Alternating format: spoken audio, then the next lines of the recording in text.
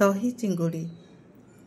आवश्यक सामग्री 250 ग्राम बड़ चिंगुड़ी, 250 ग्राम दही, 5टी मध्यम आकार पियाज, 3 इंच अदा, 2टी रसुण, 3टी सुखिला लंका, 1 चामच धनिया गुंड, 1 चामच जीरा गुंड, 4टी गोलमरिच, 1 बिड़ा पुदीना पत्र, अध चामच सोरिष, 5 बड़ चामच सोरिष तेल, अल्प रिफाइन तेल, 1 चामच चाट मसला, अध अठी विनेगार एवं स्वाद अनुजाई लुण। प्रस्तुत प्रणाली। प्रथमे चिंगुड़ीर खोलपा छड़े भल भाव धोई सेथिरे अल्प टिके विनेगार और लुण गोलाई रखि दियंतु।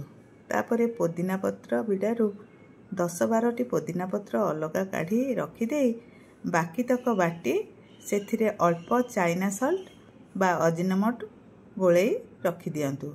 अल्प अदा छेची रखंतु। 2टी पियाज मसला पाई रखी बाकी 3टी पियाज को सरू सरू गोल गोल करी काटंतु। तापरे गरम मसला पाई अदा, 2टी पियाज, 2टी रसुण को बाटी रखंतु। एबे चूल्हारे कड़ाई बसई सेथिरे सोरिष तेल पकांतु। गरम होई गले अल्प सोरिष फुटाई टिके हेंगु मध्य पकाई परे पियाज बटा को पकई भाजंतु। सेथिरे जीरा गुंड, धनिया गुंड और लुण पकाई भल भावरे कसंतु।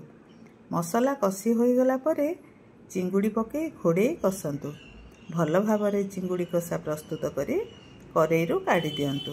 वर्तमान खाली करेई को पुणी गरम करी सेथिरे अल्प टिके रिफाइन तेल गरम करंतु।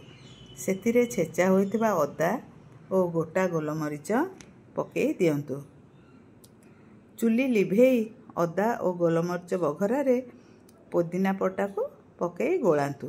तापरे एही मिश्रण ठंडा होई गला परे सेथिरे बसा दही पकई भल भावरे मिश्रण प्रस्तुत करंतु।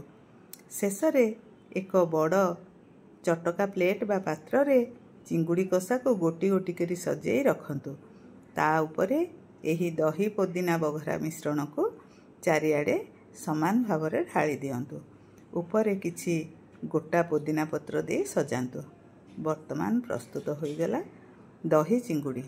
परसिबा पूर्वरु चाट मसला किछि पके एहाको परसंतु।